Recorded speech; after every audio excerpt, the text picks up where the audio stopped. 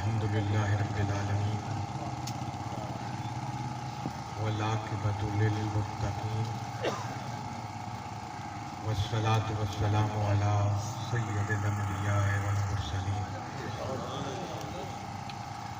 وعلی آلہ وصحابہ واولیاء امتہ اجمعین اما بعد فاعوذ باللہ من الشیطان الرجیم بسم اللہ الرحمن الرحیم قل ان کنتم تحبون اللہ فاتبعونی یحببکم اللہ صدق اللہ العظیم وصدق رسولہ النبی الکریم الامین ونحن علی ذلک لمن الشاہدین والشاکرین والحمد للہ رب العالمین۔ بزرگوں،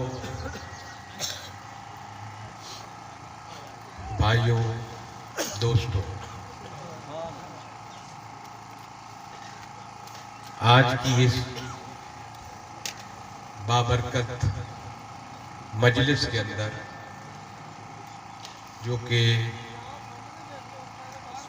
اللہ کے حبیب کی میلاد کے سلسلے میں سجائی گئی ہے،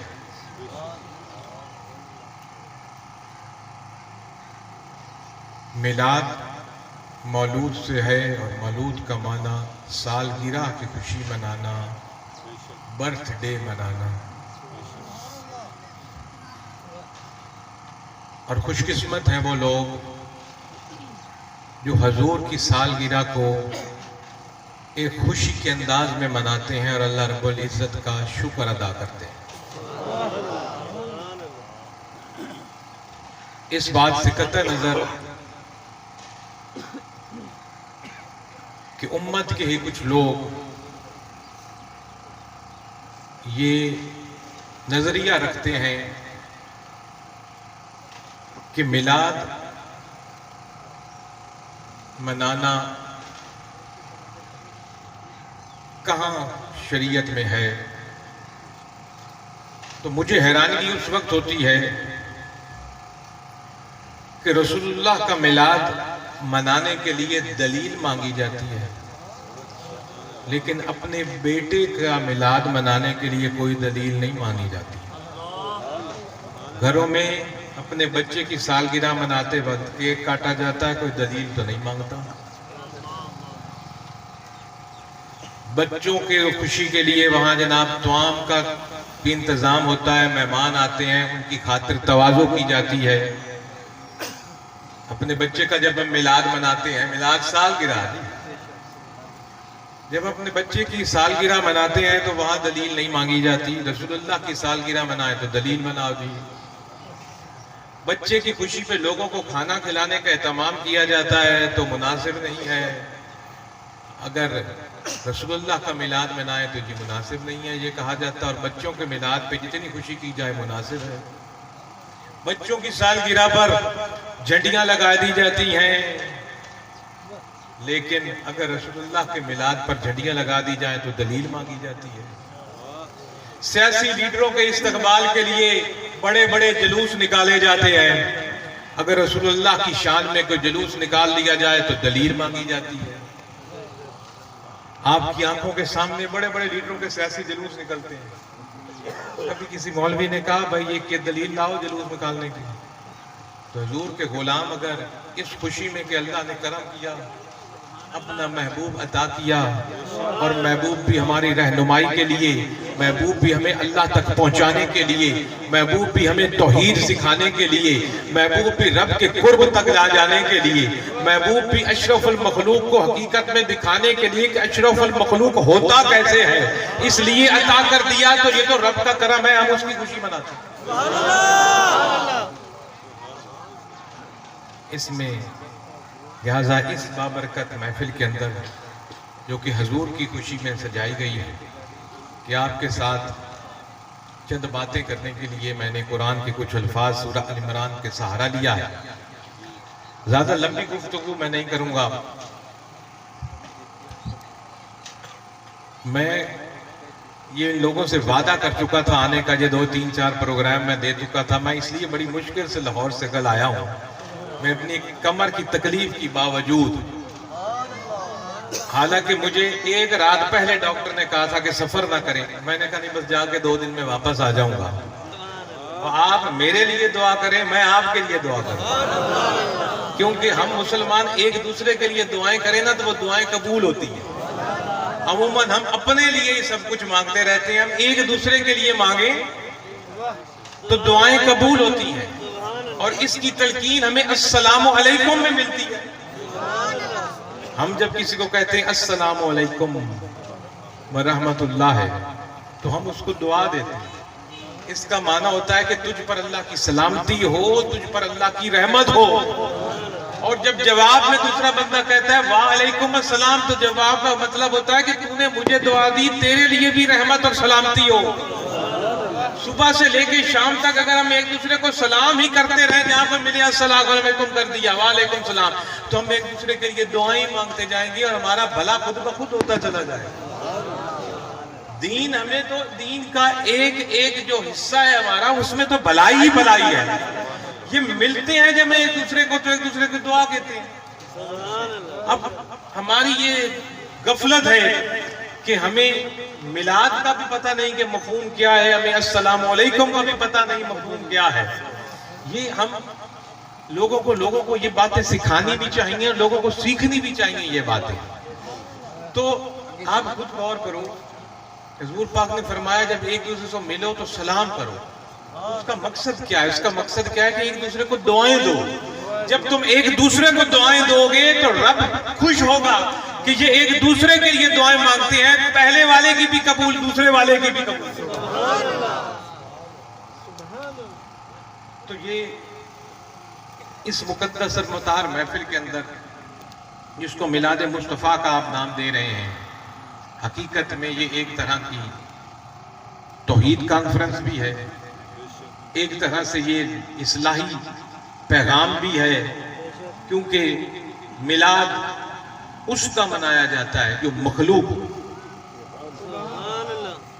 اور مخلوق کا میلاد منایا جاتا ہے، اللہ کا میلاد نہیں منایا جاتا۔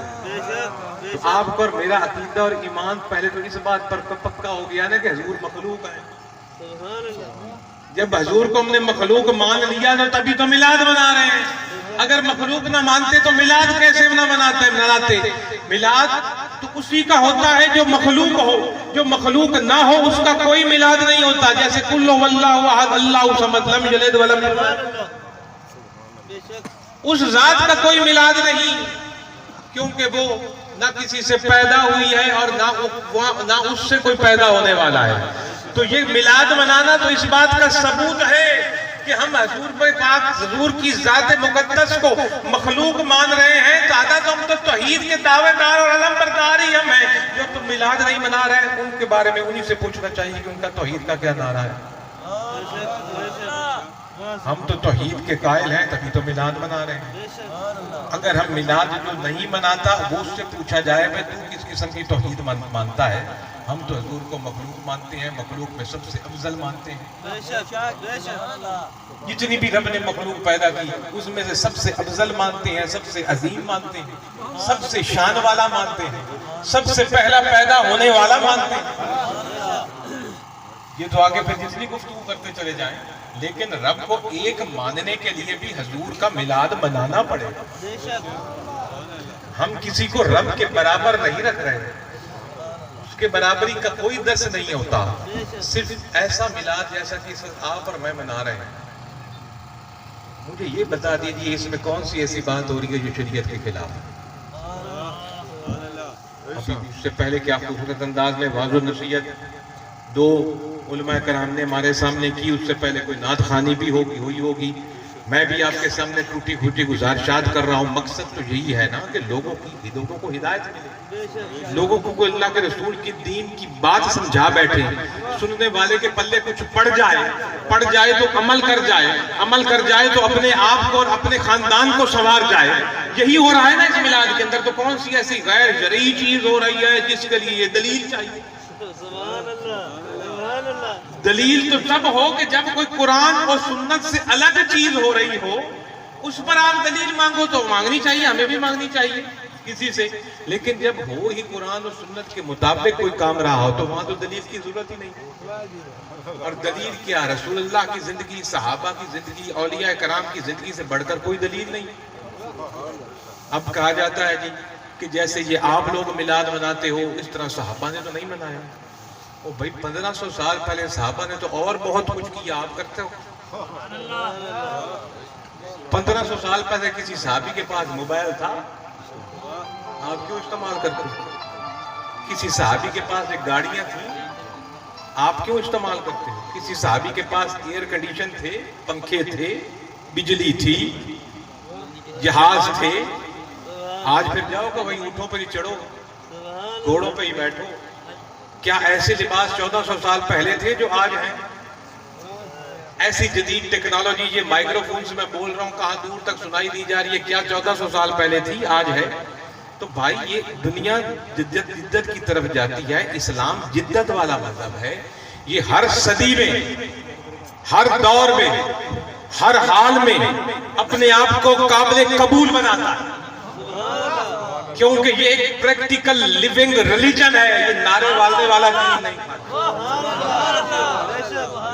پریکٹیکل لیونگ ریلیجن کا مطلب عملی طور پہ ایک زندہ دین ہے، جس کو دنیا کے ہر ماحول میں، ہر ملک میں، ہر زمانے میں، ہر صدی میں اختیار کیا جا سکتا ہے۔ تو وہ 1400 سال پہلے چیزیں تھی، آج نہیں ہیں۔ جو آج ہیں، آج سے 100 سال بعد شاید نہ ہو، کوئی اور ایسی ایجادات آ جائیں، لیکن بیس ہم نے رکھنی ہے قرآن و سنت، قرآن و حدیث۔ مجھ سے پہلے جیسے مولانا صاحب عرض کر رہے تھے حضور کی تعظیم کا، میں اسی گفتگو کو تھوڑی سی تعظیم، اطاعت اور اتباع کے ساتھ لے کے چلتا ہوں۔ تعظیم اور چیز ہے، اطاعت اور چیز ہے، اتباع اور قرآن کے جو میں نے لفظ پڑھے اس کے اندر اللہ نے اتباع کا ذکر کیا۔ قرآن میں اطاعت کا بھی ذکر ہے، اتباع کا بھی ذکر ہے، اور ادب رسول کا بھی ذکر ہے۔ قرآن میں ہے اطیعوا اللہ و اطیعوا الرسول، ایک جگہ پر نہیں کئی جگہ پر ہے، اطاعت کرو اللہ کی اور اس کے رسول کی۔ قرآن میں حضور کے ادب کا بھی ذکر ہے کہ اونچا مت بولو حضور کی آواز سے، حضور کے حجرے سے چیخ چیخ کر مت بلاؤ باہر، ادب کی۔ اور یہاں لفظ ہوا ہے اتباع کا استعمال کہ قل ان کنتم تحبون اللہ فاتبعونی یحببکم اللہ۔ ہر بندے کی یہ کوشش ہوتی ہے میں کہ رب کا میں محبوب بنوں، اور رب العزت نے دعوت عام دی کہ جس نے میرا محبوب بننا ہے وہ یہ طریقہ اختیار کرے، اور خود بھی نہیں فرمایا کہ یہ طریقہ اختیار کرے، بلکہ قرآن میں لفظ فرمایا کل۔ کل کہتے ہیں کہو، تو یہ کل کس کو کہا جا رہا ہے؟ جس پر قرآن نازل ہو رہا ہے، جس شخصیت پر قرآن نازل ہو رہا ہے اس سے ارشاد فرمایا جا رہا ہے کل، کہ اے حبیب کہہ دو۔ جیسے کل واللہ احد آپ کہتے ہیں نا، وہ بھی حضور کے ذریعے سے رب نے اپنی توحید کا اعلان فرمایا ہے۔ رب نے یہ نہیں کہا انا واحد یا انا احد، عربی میں کہتے ہیں انا میں، احد احد ہوں میں، رب کہہ دیتا انا احد میں ایک، میں واحد ہوں، میں احد ہوں۔ رب نے فرمایا انداز کل ہو واللہ احد، اے مصطفیٰ تم کہو، تم فرماؤ دنیا والوں کو کہ کل ہو واللہ احد، آپ کہیں کہ میں جس اللہ کی طرف آپ کو بلا رہا ہوں وہ احد ہے۔ اللہ سیدھا قرآن میں فرما دیتا میں احد ہوں، ہمیں کوئی اعتراض نہیں تھا، لیکن اللہ رب العزت نے فرمایا اے حبیب آپ فرماؤ کل ہو اللہ احد، آپ اپنی زبان سے فرماؤ کہ میں محمد تم کو جس اللہ کی طرف بلا رہا ہوں وہ احد ہے۔ اب احد بڑی عظیم چیز ہوتی ہے، وہ 2 منٹ میں عرض کر دوں آپ کے ساتھ۔ ہم لفظ ایک استعمال کرتے ہیں واحد اردو میں، ایک، واحد کہتے ہیں نا ایک کو، ہاں جی، اب اگر یہاں آپ 100 آدمی بیٹھے ہو، ہم اس کے لیے لفظ استعمال کریں گے 100. کیا کہیں گے؟ 100. 1000 بیٹھے ہو تو ہم کہیں گے 1000. لاکھ بیٹھے ہو تو ہم کہیں گے 1,00,000. میں اب سے پوچھتا ہوں، وہ جس کو ہم 100 کہہ رہے ہیں وہ ایک تو نہیں ہے، 100 ہے، ایک کیوں کہہ رہے ہیں؟ جو ہمارے سامنے 1000 بیٹھے ہیں، ہم یہ نہیں کہہ رہے یہ 1000 ہیں، ہم کہہ رہے ہیں 1000 ہیں. تو واحد کا معنی ایک بنتا ہے. 1000 ہیں، 100 ہیں تو وہ 100 ہیں تو وہ 1000، لیکن ہم پھر بھی کہہ رہے ہیں 1000. ہم پھر بھی کہہ رہے ہیں 100. ایک بھی کہہ رہے ہو اور 100 بھی کہہ رہے ہو، ایک بھی کہہ رہے ہو 1000 بھی کہہ رہے ہو، یہ کیا؟ اس لیے اللہ نے قرآن میں قل هو اللہ واحد نہیں کہا، قل هو اللہ احد کہا. کیوں واحد ایک کو کہہ سکتے ہو، اس جیسے کئی اور بھی ہیں. سبحان اللہ. یہ مائکرو فون اس پنڈال کے نیچے واحد ضرور ہے، لیکن اس جیسے کئی مائکرو فون دنیا میں ہیں. یہ پانی کی بوتل اس بیس کے اوپر واحد ضرور ہے، لیکن اس جیسی کئی بوتلیں اور پانی کی موجود ہیں دنیا میں، لیکن اللہ واحد نہیں ہے، وہ احد ہے. احد کا معنی کہ اس جیسا کوئی اور ہے ہی نہیں. نعرہ تکبیر، نعرہ رسالت، نعرہ حیدری، فیضان حضور ناز جہاں، آستانہ علیہ سید محمد عبداللہ شاہ قادری. کہ اللہ ایک تو ہے، لیکن وہ ایسا ایک ہے کہ وہ احد ہے، کہ اس جیسی صفات والا، اس جیسی شان والا، اس جیسی بلندی والا کوئی دوسرا خدا ہے ہی نہیں. اور ہر طرف اسی ہی کی بادشاہی ہے.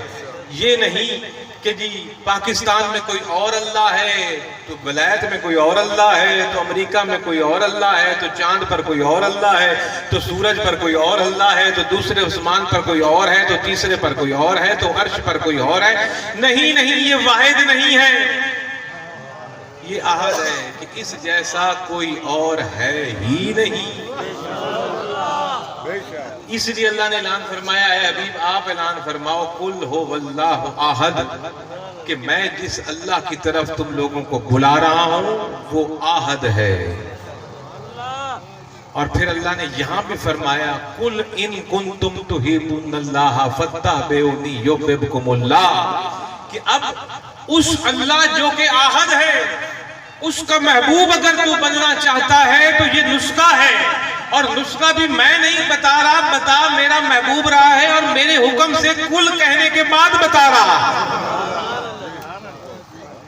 تیرے اور میرے نبی نے فرمایا قل ان کنتم تحبون اللہ، کہ اے لوگوں اگر یہ دعویٰ کرتے ہو کہ میں اللہ کو ماننے والا ہوں، اللہ کے طریقے پر چلنے والا ہوں، تو اللہ نے ایک ہی نسخہ بتایا قل ان کنتم تحبون اللہ فاتبعونی یحببکم اللہ، کہ اطاعت کرو، اتباع کرو مصطفیٰ کی.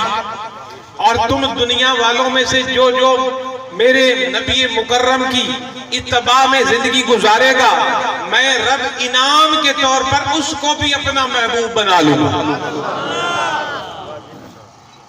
جیسے میں نے پہلے عرض کیا، ادب اور چیز ہے، اطاعت اور چیز ہے، اتباع اور چیز. ادب کی جیسے پہلے بات مفتی صاحب فرما رہے تھے، پہلے اس کی عرض کروں. مفتی صاحب نے جو نماز کا ایک تصویر کشی کی کہ صحابہ کی نماز کا، کہ جی جماعت ہوئی تھی، ابو بکر صدیق امامت فرما رہے تھے، حضور مدینہ سے باہر کسی کام کے لیے تشریف لے کر گئے ہوئے تھے، رسول اللہ تشریف لائے، جماعت کرا دی گئی، یہ سمجھ کر کے حضور نے وہیں نماز ادا کر دی ہوگی. نماز کا وقت تنگ ہو رہا تھا لیکن حضور نے نماز ادا نہیں کی تھی. آپ مدینہ پہنچ کر ہی آپ نے نماز ادا کرنی تھی. حضور پچھلی صف پہ پاس آ کر جب کھڑے ہو گئے تو صحابہ سے بڑھ کر ولی کوئی نہیں ہے.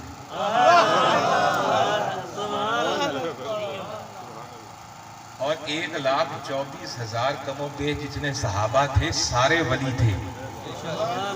اور یقین کر لیجئے وہ سارے ولی تھے لیکن ان کی ولایت چمک اس لیے نہیں رہی تھی کہ جب نبوت اور رسالت چمک رہی تھی،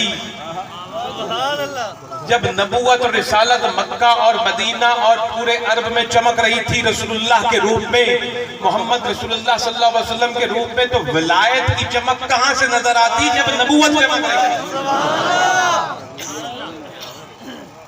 ورنہ ہر صحابی ہی اللہ کا ولی تھا اور ہے. اور یہ بھی سن لیجئے کہ 1,24,000 کم و بیش جو صحابی تھے ساری ولی تھے، ان میں سے 100 جو تھے مفتی تھے تقریباً،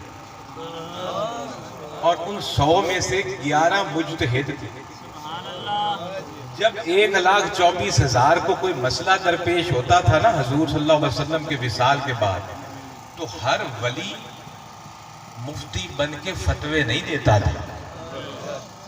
وہ ان جلیل القدر کے پاس جا کر مسئلہ پوچھتے تھے، اور اگر ان جلیل القدر کو بھی خود وہ بھی فتوے نہیں دیتے تھے، وہ بھی ان 11 کے پاس جاتے تھے تو جلیل القدر سے جلیل القدر تھے، جن میں عشرہ مبشرہ بھی شامل تھے، جن کو رسول اللہ نے اپنی زندگی میں جنت کی بشارت دے دی تھی. اور جنت کا کوئی مالک ہو تو وہ بشارت دیتا ہے نا. آج کوئی بندہ اٹھ کر کھڑا ہو کر کہے کہ فلانا جنتی جی وہ جنت میں چلا جائے گا، تو اپنی جنت کی ضمانت دے سکتا ہے کہ دوسروں کو کہہ رہا ہے جنت میں جائے گا؟ ہمیں تو اپنا جنت میں جانے کی ضمانت کوئی نہیں بھائی. تو ہم کسی دوسرے کو کیسے کہہ سکتے ہیں کہ تم یہ کام کر دو تو جنت میں جاؤ گے؟ ہم یہ کہہ سکتے ہیں کہ رسول خدا نے فرمایا ہے جو یہ کرے تو جنت میں جائے گا. اپنی طرف سے نہیں کہہ رہے، رسول خدا کا سنا رہے ہیں. اور اگر کوئی اس دنیا میں بیٹھ کر 10 بندوں کو جنت کی بشارت دے دے، اللہ نے اختیار دیا ہے تو بشارت دے گا. اور پھر بشارت ہی خالی نہیں، پھر جو جنت ہونی ہے اس کے سرداروں کا بھی اگر اعلان کر دے کہ یہ سردار مردوں کی جنت کے ہوں گے اور یہ سردار عورتوں کی جنت کے ہوں گے، تو جو سرداروں کا بھی اعلان کر رہا ہے جنت والوں کا بھی اعلان کر رہا ہے. اور رب فرما رہا ہے جو اس کی اتباع میں آئے اس کو میں اپنا محبوب بنا لوں گا. جو رب کا محبوب بن جائے وہ بھی تو جنتی ہوگا نا. تو جو رسول اللہ کی اتباع میں آئے گا وہ جنتی تبھی بنے گا نا. تو یہاں تو نسخہ جنتی بننے کا بھی بتا دیا گیا، اتباع رسول، اور جنتی 10 بندوں کی نشانی بھی دکھائی حضور نے، اور پھر جنت کے سرداروں کے نام بھی بتا دی. اختیار کسی کے پاس اپنا ذاتی نہیں. یہ بات میں وضاحت کر دوں، شاید کسی کے ذہن میں کوئی بات چلی جائے. ذاتی طاقت، ذاتی علم، ذاتی اختیارات صرف اس کو جو احد ہے. سمجھ رہے ہیں میری بات؟ جو احد ذات ہے، ذاتی علم صرف اسی کا، ذاتی اختیارات صرف اسی کے، ذاتی طاقتیں صرف اسی کی. باقی کسی کے پاس جو کچھ بھی اس دنیا میں ہے سب عطائی ہے. تو تیرے اور میرے نبی کے پاس نبوت بھی ذاتی نہیں، رب کی عطائی. رسالت بھی ذاتی نہیں، رب کی عطائی. شان بھی ذاتی نہیں، رب کی عطائی. علم بھی ذاتی نہیں، رب کا عطا کرتا. اور اختیارات بھی ذاتی نہیں، رب کی عطا کرتے. جب اختیارات ہوں تو تبھی تو کوئی کہتا ہے یہ جنت کا سردار ہے مردوں کا اور یہ عورتوں کی سردار ہے.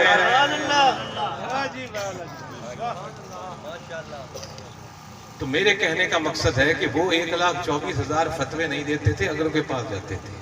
وہ جو 100 تھے وہ اگلوں 11 کے پاس جاتے تھے. اور ان 11 کے پاس جب کوئی مسئلہ پیش آتا ان 10 کو تو پتہ کہاں جاتے تھے؟ وہ باب العلم کے دروازے پہ. وہ باب العلم کے دروازے پہ جاتے تھے اس مسئلے کا حل پوچھنے کے لیے. تو مفتی صاحب نے جو جماعت کا نقشہ کھینچا، حضور پیچھے آ کے کھڑے ہو گئے، ہاتھ باندھے ہوئے ہیں سارے صحابہ نے، امامت ابو بکر صدیق فرما رہے ہیں، حضور پیچھے کھڑے ہیں۔ جب خیال آیا، بندہ اس طرح دیکھتا ہے کوئی کھڑا ہے پیچھے، حضور کھڑے ہیں، خیال آیا آج تو اور میں نماز صحابہ جیسے پڑھ سکتے ہو؟ تو پھر فتویٰ صحابیوں پر بھی جڑ گیا کہ حضور کا خیال آیا نماز میں۔ جس طرح انہوں نے اشارہ کیا، اس طرح تالی بجانا مکروہ، لیکن انہوں نے پھر اس طرح نہیں، کیونکہ ہاتھ باندھے ہوئے تھے نماز کے اندر، تو تمام نے اس طرح ماری، اس طرح کی۔ ابو بکر صدیق رضی اللہ تعالیٰ عنہ کو متوجہ کرنے کے لیے حضور تشریف فرمایا۔ بات آپ سن چکے ہیں، میں اس کی تفصیل میں نہیں جاتا۔ نماز ہو گئی، سب کچھ ہو گیا، میں صرف اس میں ایک اضافہ کرتا ہوں کہ ابو بکر صدیق کچھ نماز پڑھا چکے تھے۔ حضور جب مصلی پر پہنچے تو حضور نے نہیں فرمایا پھر سے تکبیر پڑھو اور پھر سے اللہ اکبر میں کروں گا۔ جہاں ابو بکر صدیق نے نماز چھوڑی، وہیں سے حضور نے پکڑی، نہ دوبارہ اذان آئی، نہ دوبارہ تکبیر کہی گئی۔ جس جگہ پر پہلی رکعت تھی یا دوسری تھی یا تیسری تھی یا جتنی بھی تھی، جہاں انہوں نے نماز چھوڑی وہیں سے حضور نے آگے پڑھائی۔ نہ نماز دوبارہ پڑھائی گئی، نہ کسی صحابی کو کہا گیا سب کی نماز ٹوٹ گئی، میرا خیال آ گیا تھا کہ میں پیچھے سے آ گیا تھا۔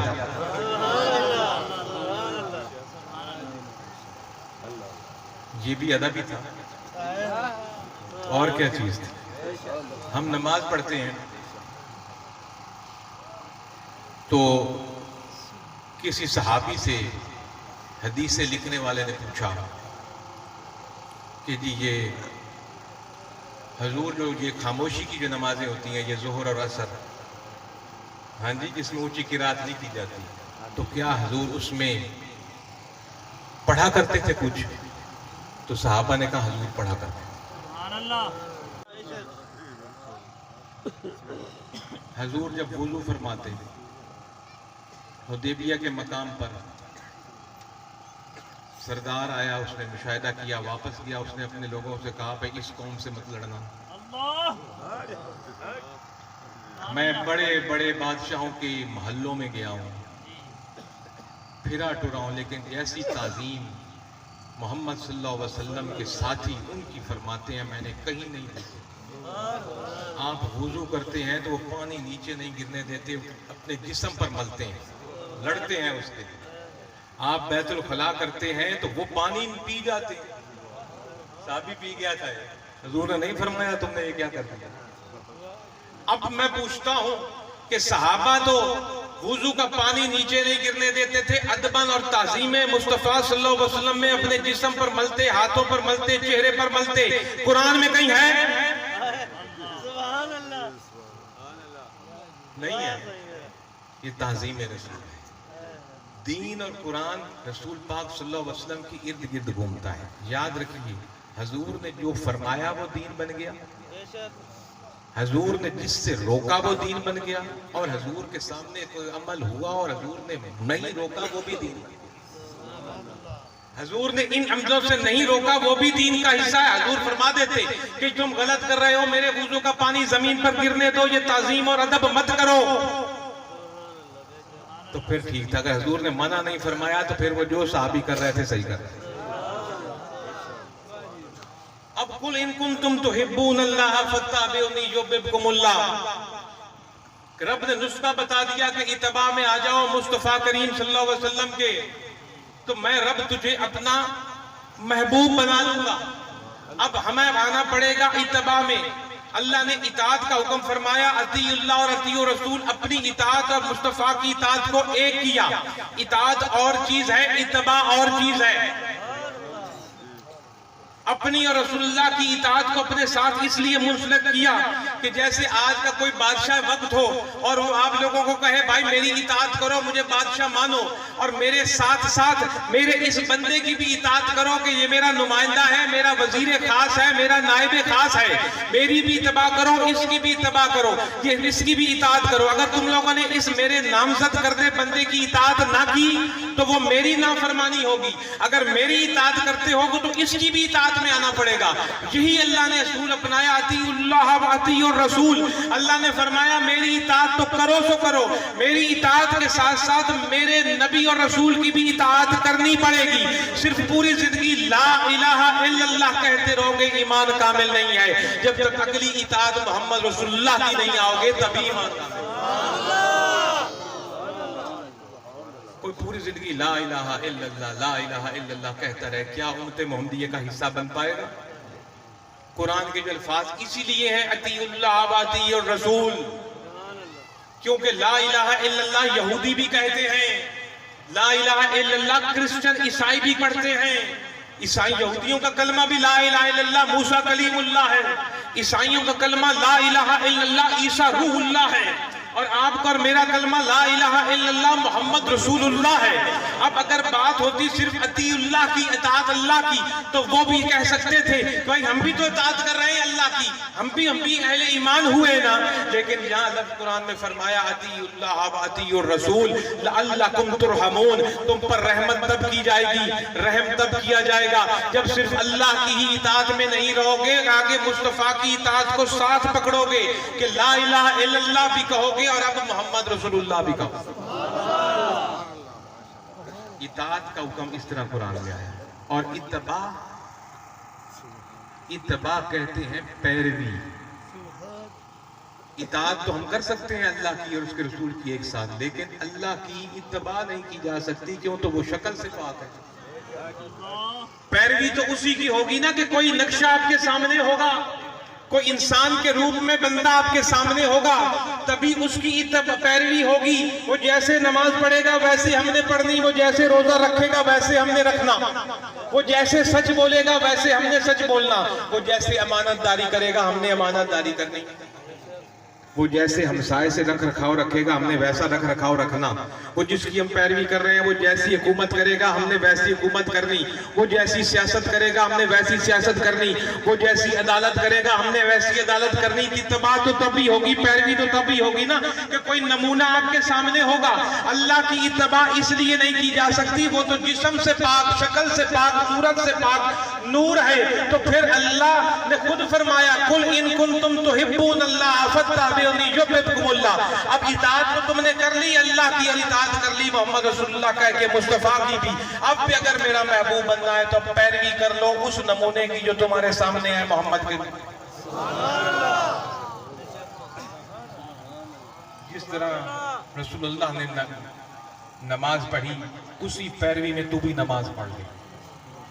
मैं अक्सर जगह पे ये बात करता हूँ कि जैसे मैंने अहद का जिक्र किया, अल्लाह तो हर तरफ है ना भाई। जो ये कह दे कि अल्लाह मशरिक में है, मगरिब में नहीं, मगरिब में है, शुमाल में नहीं, जनूब में है, मशरिक में नहीं, ऊपर है, नीचे नहीं, नीचे नहीं, ऊपर नहीं, अल्लाह तो हर तरफ है। अल्लाह तो तेरे मेरे अंदर भी है, शहरक से भी हर किसी के करीब है, हर जगह अल्लाह ही का तो जलवा है, हर चीज अल्लाह के नूर से कायम है। सूरज की चमक भी अल्लाह का नूर है, चांद की चांदनी भी अल्लाह का नूर है, मौसमों के बदलने भी अल्लाह का नूर है, तेरा और मेरा माँ के पेट में पहनना और नश्को निगार बनना भी अल्लाह का नूर है, इस दुनिया में आना भी अल्लाह का नूर है, काबे में कब जाना कब्र में जाना भी अल्लाह ही का नूर, हर तरफ है ही उसी का नूर, हर तरफ तो है वही। तो अब अगर हम में से कोई खड़े होकर ये कहे जब हर तरफ तो अल्लाह है तो फिर मैं सिर्फ मगरिब की तरफ मुंह करके पाकिस्तान में क्यों नमाज पढ़ूं? अब हम जो नमाज पढ़ते हैं, आप मगरिब की तरफ सऊदी अरब है, सऊदी अरब में एक शहर मक्का मुकरमा है, मक्का मुकरमा के अंदर एक मस्जिद हराम है, मस्जिद हराम के अंदर एक काबा है। हुक्म ये है कि जब आप मस्जिद हराम में हो तो आपका रुख होगा काबे की तरफ, लेकिन जब आप मस्जिद हराम से बाहर होगे तो आपका रुख होगा मस्जिद हराम की तरफ। और जब आप मक्का میں ہو تو آپ کا رخ ہوگا مسجد حرام کی طرف. جب آپ مکہ سے باہر نکلو گے تو آپ کا رخ ہوگا مکہ شہر کی طرف.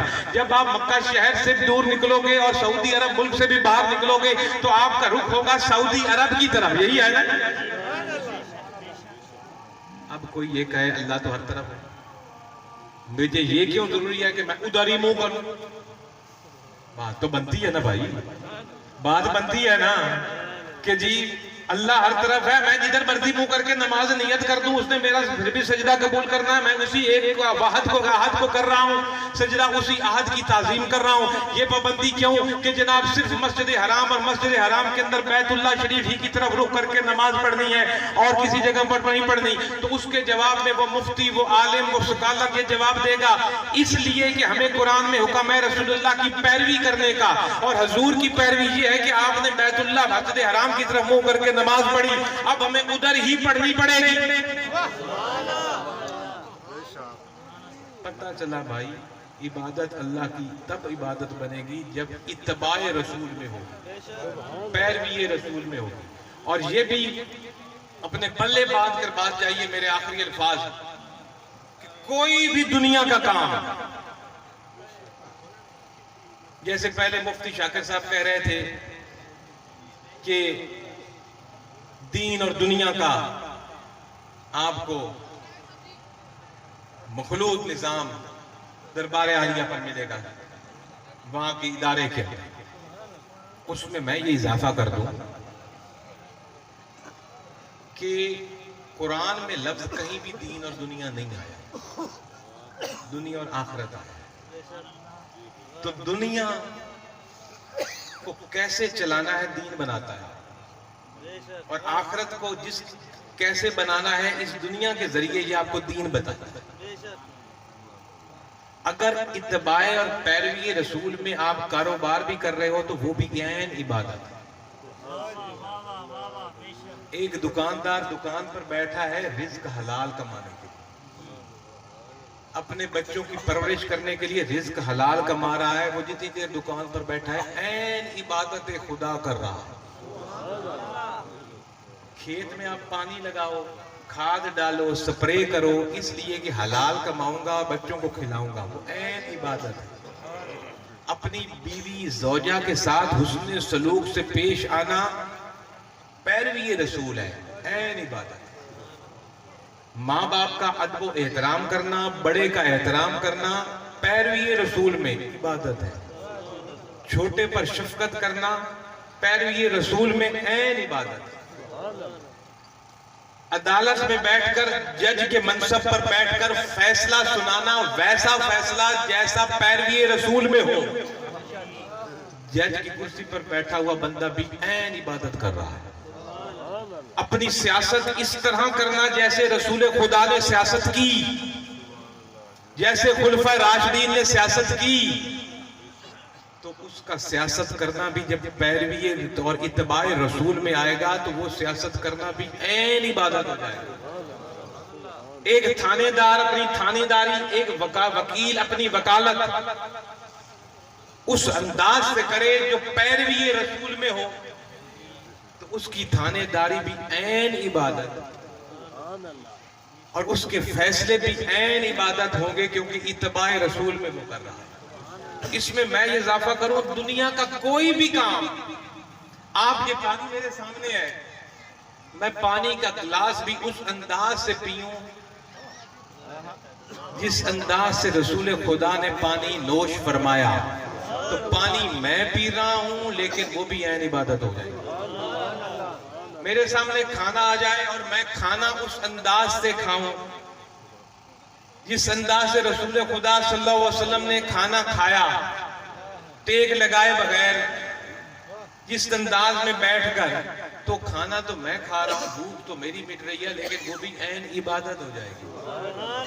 نماز بھی حضور کی پیروی میں عین عبادت, روزہ بھی حضور کی پیروی میں عین عبادت. ورنہ بھائی مہینے تو 12 ہیں, خالی رمضان میں ہی کیوں روزہ رکھنا؟ چلو مان لیا جی رمضان میں اللہ نے قرآن نازل فرمایا اس لیے عظمت والا مہینہ ہے, ٹھیک ہے جی ہم اس میں رکھ لیں گے, لیکن یہ کیا تک ہے جی کہ سورج نکلنے سے سورج ابھی نکلا نہیں تو کھانا پینا بند کر دو، میں تو جناب 10 منٹ بعد سحر کروں گا اپنا۔ شام کو جب افطار کا وقت ہو، آپ میں سے کوئی نہیں جی میں تو عشاء کے وقت 2 گھنٹے اور اپنے روزے کو بڑھا لوں گا، روزہ اللہ کا 2 گھنٹے بڑھا لے، اللہ کی عبادت ہے نا، روزہ 2 گھنٹے بڑھا لو، عبادت اللہ کی۔ عصر کے وقت افطار کر لو، لیکن جو عصر کے بعد افطار کرے اور جو عشاء کے وقت افطار کرے اس کا روزہ ہوگا۔ جو سورج نکلنے کے بعد سحری کا کھانا کھائے اس کا روزہ ہوگا۔ جو فجر کی اذان کے دوران یا اس کے بعد سحری کھاتا پھر رہا ہو، کیا اس کا روزہ ہوگا؟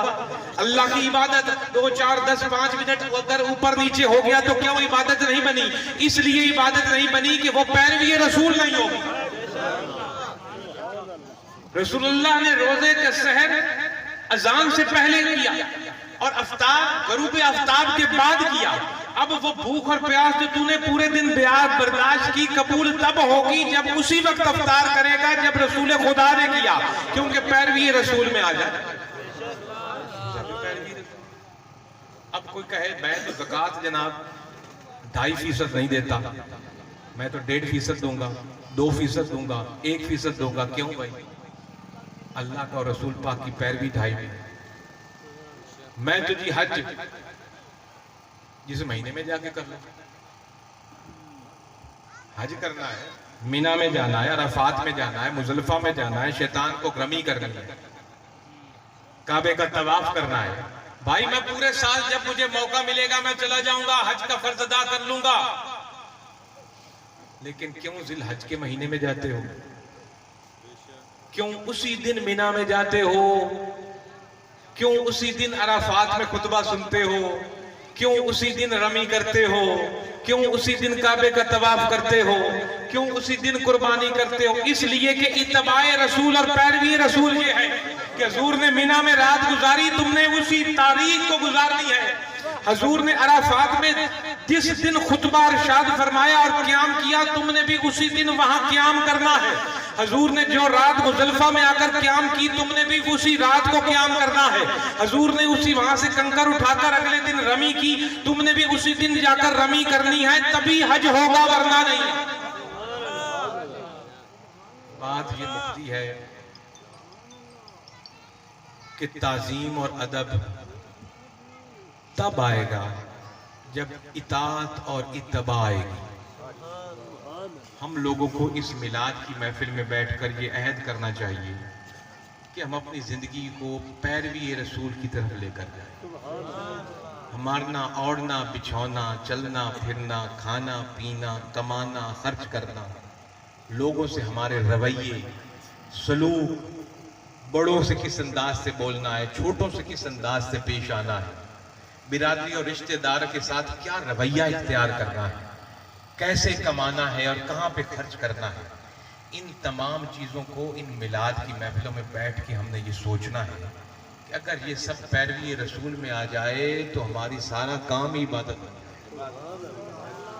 تو یہی میرے کہنے کا مقصد ہے۔ ایک بندہ یہ کہے کہ جی میں بڑا عاشق رسول ہوں اور نعرے لگاتا پھرے موت بھی قبول ہے غلامی رسول میں، وہ موت تو بعد میں قبول کر لینا، پہلے غلامی رسول میں 5 وقت کی نماز تو پڑھ کے دکھا، پہلے غلامی رسول میں رمضان کے روزے تو رکھ کے دکھا، حج ادا اور زکوٰۃ تو ادا کر کے دکھا، پہلے غلامی رسول میں سچ بول کے دکھا، غلامی رسول میں امانت دار بن کے دکھا، غلامی رسول میں حق بات بول کر دکھا، غلامی رسول میں حق کے ساتھ کھڑا ہو کر دکھا۔ موت بعد کی بات ہے، آتی رہے گی، پہلے اتباع تو کر لے، اور اتباع اگر تو کر لے گا تو غلامی رسول میں ہی ہے۔ جو اتباع میں آ جائے گا وہ اللہ کا محبوب بن جائے گا، اور جو اللہ کا محبوب بن گیا وہ اللہ کا ولی بن جائے گا۔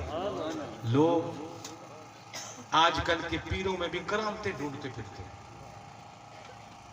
کرامت کیا ہوتی ہے پیر کی؟ پیر کی کرامت پیروی رسول ہوتی ہے،